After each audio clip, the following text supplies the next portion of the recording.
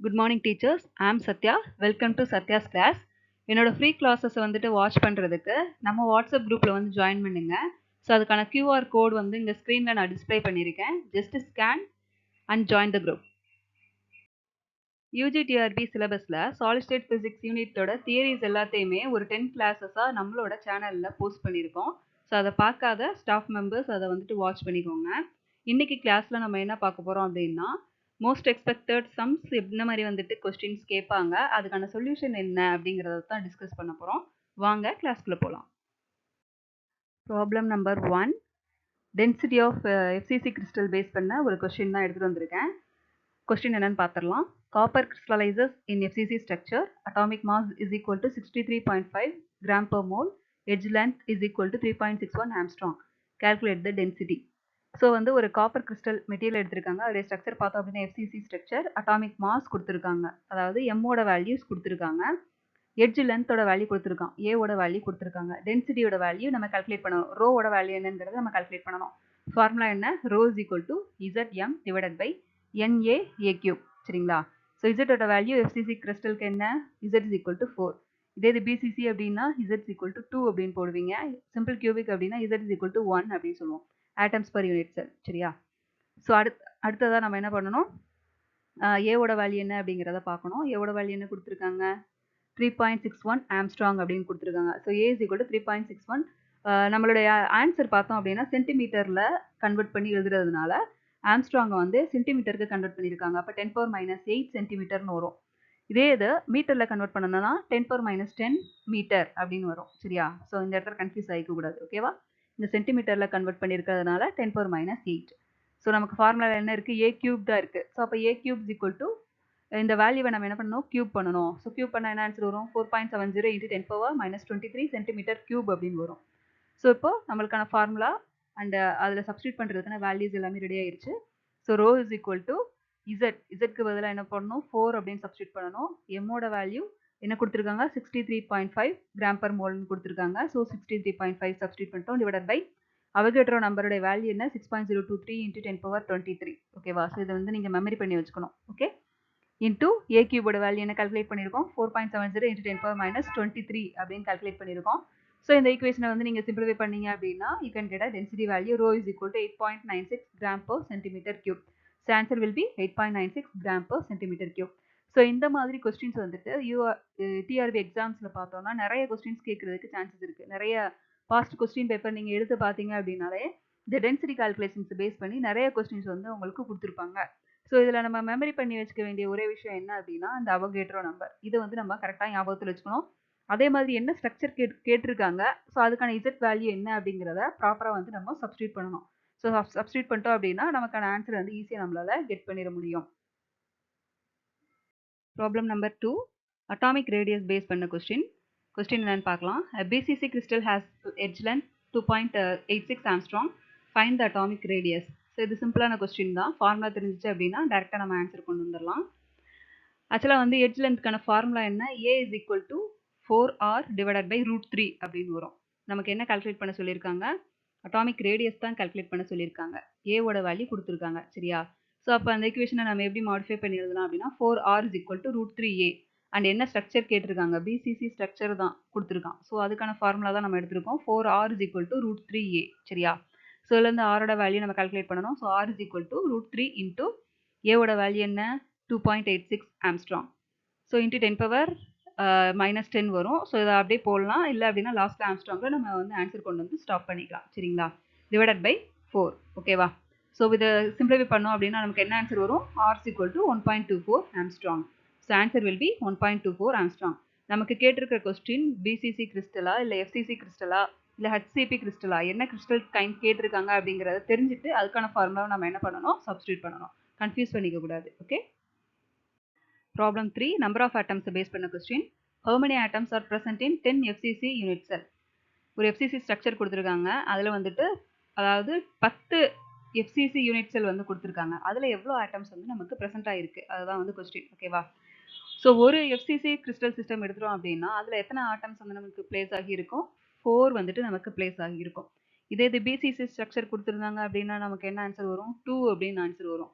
Simple cubic கொடுத்துருந்தாங்க அப்படின்னா 1 அப்படிங்கிற ஆன்சர் வரும் சரிங்களா. ஸோ எஃப்சிசி அப்படிங்கிறதுனால இந்த இடத்துல atoms per unit cell will be equivalent to 4. So 10 FCC unit cell வந்துட்டு கொடுத்துருக்காங்க. ஸோ சிம்பிளாக நம்ம என்ன பண்ணிடலாம், 10ஆல் இந்த 4 வந்து மல்டிப்ளை பண்ணிடலாம். So 10 into 4 is equal to 40. இதே இது பிசிசி ஸ்ட்ரக்சர் இருந்துச்சு அப்படின்னா என்ன வரும், 10 into 2 அப்படின்னு வரும். அப்போ 20 அப்படின்னு வரும். இதே இது சிம்பிள் கியூபிக் ஸ்ட்ரக்சர் கொடுத்துருந்தாங்கன்னா என்ன வரும், 10 into 1 அப்படின்னு வரும். So that is equal to 10 அப்படின்னு வரும். ஓகேவா.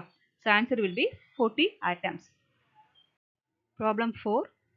First order diffraction occur at theta is equal to 25 degree using X-ray of wavelength 1.54 Armstrong. Find the interplanar spacing. So ஆக்சுவலாக பிராக்ஸ் லா யூஸ் பண்ணி நிறைய கொஸ்டின்ஸ் வந்து டிஆர்பி எக்ஸாம்ஸில் கேட்டிருக்காங்க. இந்த மாடல் பேஸ் பண்ணி கொஸ்டின்ஸ் வந்துட்டு வரும்.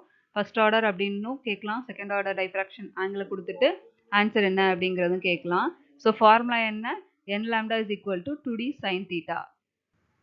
பிராக்ஸ் ஃபார்முலா என்ன, n lambda is equal to 2d sin theta சரிங்களா. nங்கிறது நம்பர் ஆஃப் ஆர்டர். ஸோ இங்கே ஃபர்ஸ்ட் ஆர்டர்னு கொடுத்துருக்காங்க. ஸோ 1 அப்படின்னு வரும். ஸோ 1 into 1.54 நமக்கு என்னது 1.54 தான் வரும். So it will be equal to 2d sin 25 degree சரிங்களா. அடுத்ததா இப்போ நமக்கு என்ன கொஸ்டின் கேட்டிருக்காங்க, இன்டர்பிளானர் ஸ்பேசிங் தான் என்னன்னு கேட்டிருக்காங்க. ஸோ டியுடைய ஆன்சர் தான் நமக்கு வேணும். அப்போ டி மட்டும் லெஃப்ட் சைடு வச்சுட்டு ரிமைனிங் டேர்ம்ஸ் நம்ம ரைட் சைடு எடுத்துகிட்டு வரலாம். ஸோ நமக்கு என்ன வரும், 1.54 டிவைடட் பை 2 sin 25 டிகிரியோட வேல்யூ 0.4226 ஓகேவா.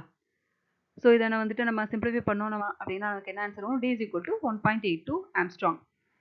So answer will B 1.82 Armstrong. So நம்ம வந்து யூனிட் கன்வர்ஷன் பண்ணணுமா, இப்போ ஆம்ஸ்ட்ராங்னா 10⁻10 அப்படின்னு போடுவோம் இல்லையா. ஸோ இது வந்து நம்ம பண்ணணுமா வேணாமா அப்படிங்கிற கன்ஃபியூஷன் வந்து நமக்கு வரும்.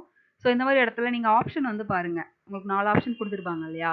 ஸோ அந்த ஆப்ஷனில் ஆம்ஸ்ட்ராங் அப்படிங்கிற மாதிரியே கொடுத்துருந்தாங்க அப்படின்னா நீங்கள் கன்வெர்ட் பண்ணுறதுக்கு தேவையில்லை.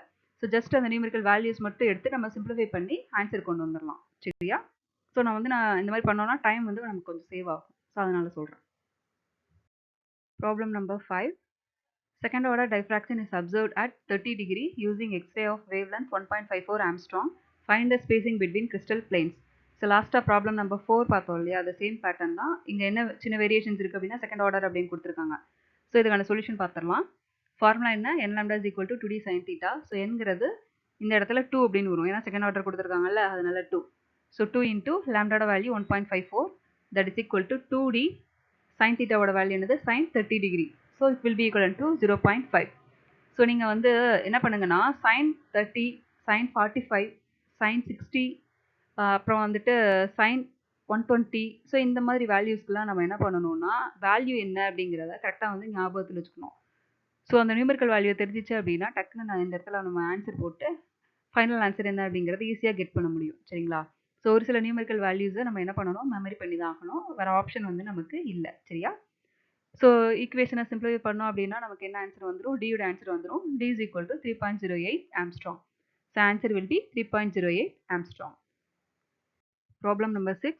For BCC structure, radius is equal to 1.25 Armstrong. Find edge length.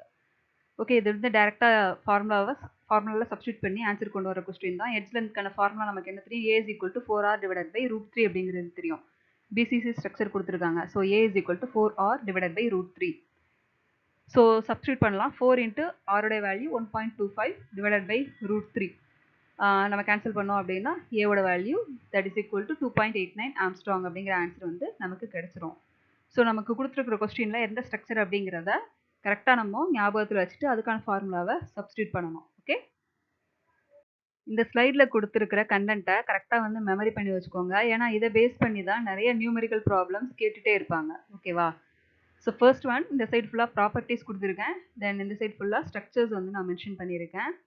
So for a simple cubic atoms per unit cell it will be equal to 1, BCC structure 2, FCC structure 4. Then coordination number for simple cubic is 6, for BCC 8, for FCC 12. Packing efficiency for simple cubic 52.4%, BCC 68%, FCC 74%. And radius relation, it means edge length க்கும் ரேடியஸ்க்கும் இன் பிட்வீனில் இருக்கக்கூடிய relation. ஓகேவா. So edge length என்ன சொல்லுவோம், ஏ அப்படின்னு சொல்லுவோம் இல்லையா. Radius வந்து R அப்படிங்கிற லெட்டரில் இண்டிகேட் பண்ணுவோம். So for a simple cubic a is equal to 2r, BCC 4r is equal to √3a. So a equal to என்ன வரும், 4r டிவைடட் பை √3 வரும். ஸோ அதை பேஸ் பண்ணி தான் நியூமெரிக்கல் ப்ராப்ளம்ஸ் வந்து இப்போ நம்ம பார்த்தோம். ஓகேவா. அடுத்ததாக எஃப்சிசி ஸ்ட்ரக்சர் அப்படின்னு எடுத்துட்டோம்னா 4r is equal to √2a. So from that equation a is equal to 4r divided by root 2. So இதை வந்து கரெக்டாக நம்ம ஞாபகத்தில் வச்சுக்கணும். அதே மாதிரி ரூட் 3க்கான வேல்யூ என்ன, ரூட் 2க்கான வேல்யூ என்ன அப்படிங்கிறதையும் நம்ம ஞாபகத்தில் வச்சுக்கணும். ஸோ அது ஞாபகத்தில் இருந்தால் தான் நம்மளால நியூமெரிக்கல் ப்ராப்ளம்ஸை சால்வ் பண்ண முடியும். டுடேஸ் கிளாஸை சக்ஸஸ்ஃபுல்லாக கம்ப்ளீட் பண்ணிட்டோம். ஸோ ஃபர்தராக என்னோடய ஃப்ரீ கிளாஸஸ் வந்து நீங்கள் பார்க்கணும் அப்படின்னா இது வாட்ஸ்அப் குரூப் லிங்க் வந்து இங்கே ஷேர் பண்ணியிருக்கேன். ஸோ இந்த கியூஆர் கோட் ஸ்கேன் பண்ணி வாட்ஸ்அப் லிங்க்கில் வந்து ஜாயின் பண்ணுங்கள். கண்டினியூஸாக என்னோடய கிளாஸஸை வந்துட்டு நீங்கள் வாட்ச் பண்ண முடியும். அண்ட் தேங்க்யூ ஃபார் வாட்சிங்.